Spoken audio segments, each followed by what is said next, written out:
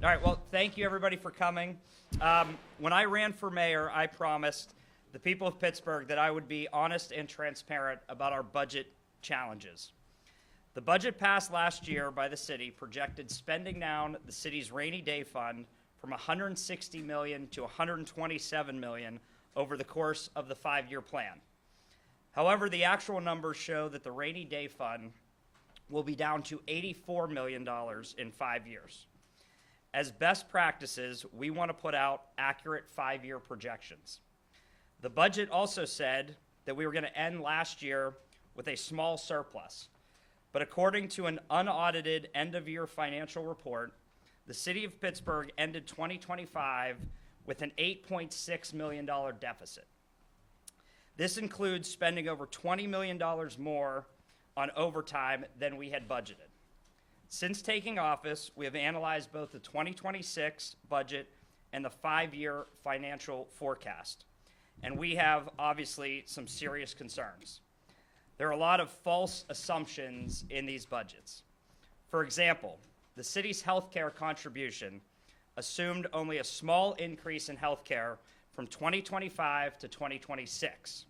In reality, we need to add over $9 million in 2026 and an additional $4 million in 2027. Our projected fuel costs were already too low, and now due to global events, prices are going up even more. So we need to add at least $500,000 to this year's budget for our fuel costs. Emergency bridge maintenance and city emergency boiler and roof repairs were also underfunded. We need to ensure the safety of the public and city staff in our facilities. We need to add over $2.5 million to this year's budget to address this. Under Act 47, the city created a special trust for post-retiree healthcare. We were supposed to put money into that fund each year to build it up in case of an emergency. Instead, the budget funded for that line item were entirely used by emergency funds last year. At that budget rate of spending, 60% of that fund will be used up by 2030. So that will cost us an additional $6 million this year and next year to get that fund back up to the right place. By contract, we are also obligated to pay into our annual capital repair fund for 412 Boulevard of the Allies office building. But that line item is also underfunded this year by $250,000. There are numerous city positions, especially in the Office of Community and Health and Safety, that are grant funded with no long-term financial plan to pay for these positions once those grants expire. These positions are critical to the need of our most vulnerable communities, and we are committed to investing in these positions in the future. The current budget also uses the Parks Trust Fund to pay for positions that are typically funded by our operating budget. We promised the public that the Parks Trust Fund would fund our park system with an additional $10 million a year. Instead, we're using those trust funds to cover existing operations. That money should be spent in our neighborhood parks and playgrounds. The budget also didn't include realistic spending for yet to be completed union negotiations and several large pending lawsuits. This will likely be millions of dollars both in 2026 and 2027. Fleet repair was also underfunded by another $2 million. There's no funding for important community programs like our City Cuts program that helps our seniors, veterans, and people with disabilities help cut their grass throughout the year. There's also no funding for unforeseen expenses like we had in January with a snowstorm that ended up costing us roughly $2 million in emergency funds. It's important that revenue projections are accurate, but this budget also assumes getting $1.9 million from red light camera program that has not yet existed. We should not be expecting to gain any revenue from that program this year. Moving forward, I'd like to first thank a number of elected officials who are here today.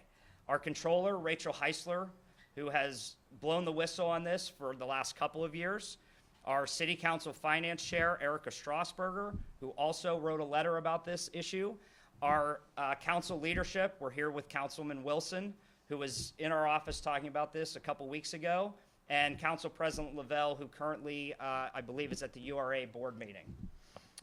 We knew, taking this job, that we were going to walk into a situation where we would have to tighten our belts. But the reality is much worse than we thought. And my promise to Pittsburgh is honest and transparency. We cannot solve this financial crisis without being honest and transparent with the public. My team will reopen the budget to get to work on trying to fix this situation. We didn't get here in a year. A solution isn't going to happen overnight or over 1 year. It's going to take prudent and responsible leadership over the next several years to get us back on track. Right now, we are not currently considering any new taxes, any layoffs, or significant cuts to city services. We'll be watching every dollar and looking at every single contract. I will work with the controller, city council leadership on this project, as well as I have to give a special thank you to Rhea from our budget office, as well as Chief of Staff Gilman, who has gone through line item for line item since day one we got here. And I also have to thank council. Last year they took a difficult vote on taxes, and these numbers would be way worse if they did not stand up and show leadership last year. But we will need to get back to the basics and focus on core services of city government. As we review the budget in the next couple of weeks and we figure out the next couple of years, my promise to the residents of Pittsburgh is responsible leadership, transparency, and delivering a city that works for all of you. I assume there's going to be questions. Mayor, you're saying there's not going to be any tax increase or cutbacks or layoffs. Well, where are you going to get the money to fix this hole? Yeah, so there's a number of things. So first, I think we have to have the mindset of growth is number one. And if you look at what we have started to propose, growing our tax base, investing in future projects so that tax revenue goes up, that we have more residents coming in. We cannot, and I said this, in my prior job, we cannot tax our way out of a decline. So our mode, along with council, it's got to be about pro-growth and opportunities for our residents. But it's not going to happen in a year. Well, that's what I said. So, for us, it's looking at each line item. There are contracts out there that we know were overspent years ago. And a one prime example that could save probably $1.5 million is our comp plan. We want to continue that, but taxpayers shouldn't have to pay for it. So we are already looking at other sources to help fund projects like that. We also have we are having great conversations with outside community organizations, as well as our nonprofits and other industries in Pittsburgh that are willing to step up and help. Obviously, we got off to a good start when it comes to vehicles, especially emergency vehicles, but I think we're looking at those long-term partnerships that can also help benefit us. And there are also a number of bonds that will be closing in the next couple of years. We just cannot go on an internal spending spree, but we also have to make sure that we are investing capital so that we can grow this city fast. Council passed. The administration had said that while it was a tight budget, that it was okay. There wasn't anything to see here. What happened? Did they mislead us? Well, I can only tell you what we see, and these are the numbers that we see. If somebody else was here, they would see it differently, maybe, but I will tell you that this is what we saw. This is what we did day one. That's why we've gone through it for the last couple of months with our budget office, and here's the situation we're in. How we got here is how we got here. I think for us, were we surprised? Yeah, I said it. We knew that we were walking into a situation. To this extent, when you're looking at different trusts and how things had been misused, and it didn't just happen overnight, but for us, here's the situation. That's why we're holding this press conference. We're telling you where we are, and let's get forward and put on a good product for the residents of Pittsburgh, but also start balancing this. Were they not truthful? Again, that's what somebody else can discuss. We're not here to go back. I think here's where we are in this moment in time. And that's why we wanted to get this information out to the public, working with council, because we're opening up the budget, and there are going to be some things that we're going to have to move around, and we're going to have to, again, tighten our belts to do it, but we also have to continue to invest in growth and continue to invest in public safety. Those are some major issues that we're going to see where we can fill some positions. And back to the prior question about positions and making cuts, there are some vacant positions that we're also analyzing to make sure that we actually need those positions in the future. Council- So I think that can also help alleviate some of this problem. Council passed a 20% tax increase. That's $27 million in new revenue. That's not enough to cover? No, we're looking at $30 to $40 million deficits even with that. On So top- that's on why top of that? So Okay. that's why it was important that council stepped up to do that last year, or else we would be in a bigger crisis than we are right now. Is there a concern about going back under Act 47? I think that's always a concern. I think that's why we want to be transparent right now with the situation that we're in. We also have, bond ratings and things like that we're always concerned about. But I think if we can start, opening up the books, being transparent, showing a long-term 5-year vision, that hopefully something like that will not come back into play. We do not want to do that again. Is there any type of deadline that you need to be aware of for when the city would cross over into that threshold? No, When I'm not aware of a date or something like that. when can we expect to see tangible suggestions for budget amendments and other changes? Yeah, we're going to lay out, we're opening up the budget, so you're going to see some changes right now. But again, this is a long-term situation. It's not going to change overnight. But I think that's why we're trying to get ahead of the game right now and working with council leadership to make sure that everybody's on the same page. So, projects that we were funding before, are there other entities that can help fund that? But then also looking towards the future, how can we bridge some of those gaps so that, we are prudent with our money and not overspending it on a lot of things. And you still have the police contract out there, right? Yes, that's why I mentioned there are still contracts and lawsuits that have not been identified in this year's budget. So again, it's a long-term question as to what those contracts look like, as well as lawsuits that we know are still pending. So the Gainey administration left you holding the bag. This is what we have right now. Whatever happened before happened before. For us, it's moving forward. These are the numbers. Again, this is the job that we wanted. Staff knew we were coming into a difficult situation. We are presenting what we have found. Again, with council, with the controller's office, we are all willing to all hands on deck fix this situation. How we got here is how we got here. Can't change the past. So here we are. There are items that are nice to have, but maybe not necessary. Stop the violence grants, affordable housing grants. Are you going to cut them? No, there's no plan on that. I think, making sure that those funds go where they're supposed to. I think that's definitely something that we're looking at. And as I said, we are opening up the budget to possibly reshape those programs. But those funds go into neighborhoods and projects that we support. So now it's just making sure that those funds are actually being spent where they should be. And Stop the Violence is obviously one that we're going to continue to support, as well as the Affordable Housing Trust Fund.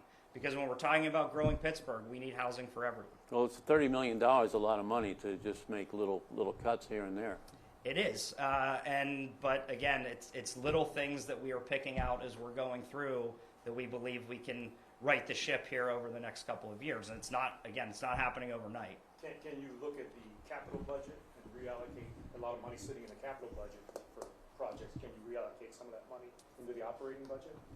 That would be separate, but there are ways to look at funds and maneuver them around, and that's why I think we're going to have this open dialogue conversation over the next few weeks, and that's why we wanted to make sure that everybody knows here's our course of action, and we know that it's a long-term plan. It's not going to happen tomorrow, but there are going to be a lot of difficult situations and decisions that we're all going to have to make.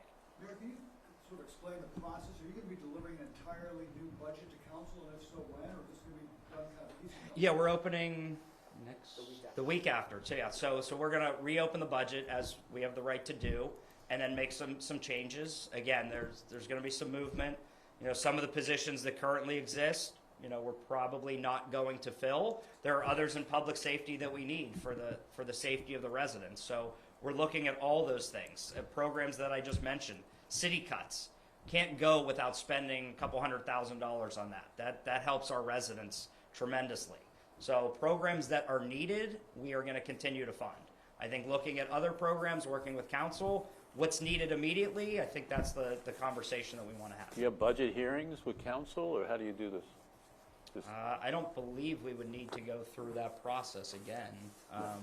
But obviously, we can talk to council about that, but we'll present an open, they've opened it before. This is usually what we typically do. You're When a gonna do- you're new gonna do- administration comes in, opens up the budget, here's the changes that we made, council debates it, and then hopefully we come to some agreements on what those changes are. How long do we expect that like process to be? If it's going to be open up next, it's going to open up next week or the week after next? Yeah, hopefully not that long. Okay. I mean, I think we kind of know the direction that we want, and that's why we've already met with council leadership, and we'll talk to other members about what some of those changes will be. But I think our big goal is looking at the 5-year plan longer than just 1 year. And we do have, again, opportunities to save money in the future. As I said, some bonds are closing out, things like that, there's a debt cliff coming up that will also help us for a couple of years. So it's planning out that long-term vision to get us back to a balanced budget. Do you have any idea at this point what would be the biggest or the most significant change you're going to address in your budget? Do you have any idea? I mean, I think there's a couple. It just depends on, again, what you're looking at. But as I mentioned here, there are some things that we have to fund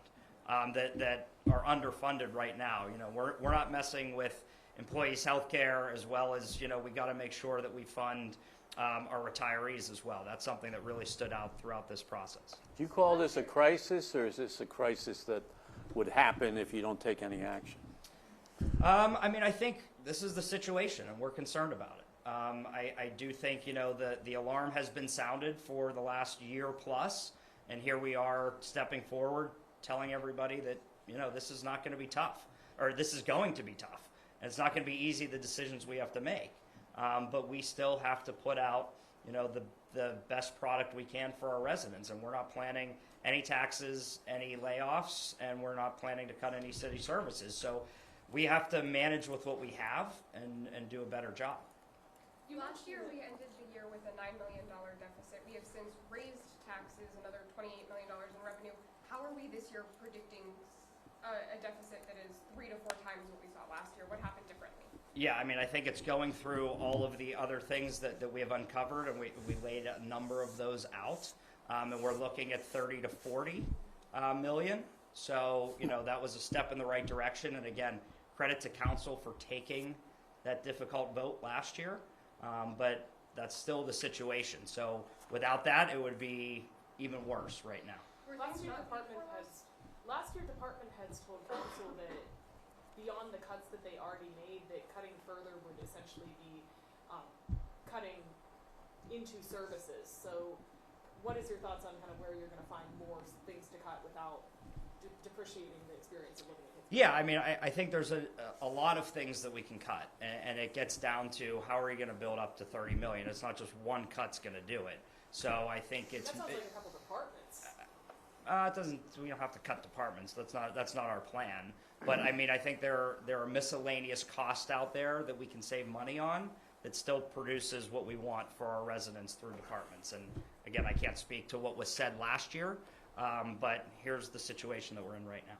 Like what though? I mean, what sort of miscellaneous cuts? Because again, the numbers are pretty significant. And They are, yeah. I mean, again, when we're talking about comp plans, that was $6 million.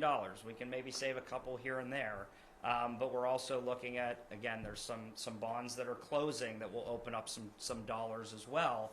I think what we're here to tell you is not only was it not budgeted for a long-term plan, but as it was mentioned by one of the questions, you have lawsuits that are still pending, overtime, various things like that we have to take into consideration, which actually get us to that larger number. We just have to make sure that we're funding. Good? Everybody good? Thanks, Mayor. Everybody good? So were Sorry. there areas that were not fully paid for last year that would help explain the discrepancy between how much money was what we went over a bunch last year versus how Do you much want to take that was one? paid this year? Like, were there outstanding Yeah, bills? for example, we were. Come on. Sorry. Thank you. We've been sitting on like over $1 million in invoices for our non-target fleet costs. So that was one of them. In law, I know that we were sitting on some invoices for outside counsel that were several $100,000. So things like that.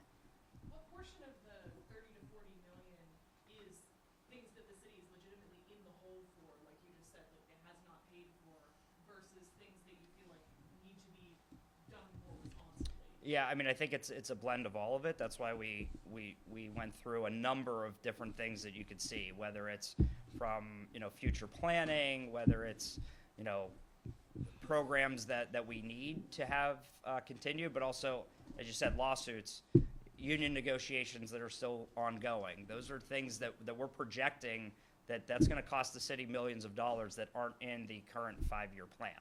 And that's where we're projecting that these are what we're seeing if all that stuff goes through. Are you close to any new agreements with outside groups like nonprofits to fund any part of this? I mean, we're still having those conversations, but also when it comes to that, could the money be diverted and spent somewhere else? Yes, but the realistic approach that we've had with our nonprofit community is that money needs to go to benefit the residents. That money cannot go in to fill coffers. So, that money will obviously help this project or this process, but that money has to go directly into the neighborhoods. That's why, ambulances, rec centers, things that we need to stay above board would only help this problem, but we are continuing to have those conversations, yes. When and how was this uncovered, and at what point did you realize that you had reached a level where the budget would need to be completely reopened and address things in a significant way and not just minor? Yeah, I mean, we came, I want to say, day one and started looking. RIA came on 2 weeks later or around that time. But I will say Chief Gilman, to his credit, obviously being on council and being a former chief of staff, came right in and started looking at budget line items, and immediately we knew we had a problem. Now it's just getting all the data correct, making sure that we will put forth an agenda with council, and that was the reason to, sit down and take our time with this, not only presentation, but to have everybody on the same page that, look, this is the reality that we're in, and how do we fix it? All right, you good? Worried about the costs of coming up with the St. Patrick's Day parade and the NFL draft over time, considering all of this information today? Yeah, so for overtime for the draft, there was state funding that's coming in to help support us with that, which is beneficial. St. Patrick's Day is baked in because it's usually an annual event, or I know it's an annual event. But I think those are the types of things that we can't foresee. And then you also have, July 4th is going to be a big one this year. And they're talking about a concert possibly the week before, a couple days before from, an artist, national artist. So all of those things are going to add to it. But that's why I think, being transparent and getting out in front of it early is beneficial. Yeah. Can I ask how much the state funding will be getting for the draft, and how much does that Is it mean 3? for the city to cover? Rather than a grant, it'll be reimbursable based off actual numbers. So I can't give you a number now till we know the exact number, but it is likelihood in the range of $2 million. Will that cover the entirety of the cost? Do you think? We believe 100% of our overtime costs will be addressed by the state, thanks to the leadership of the state Senate and the governor's office.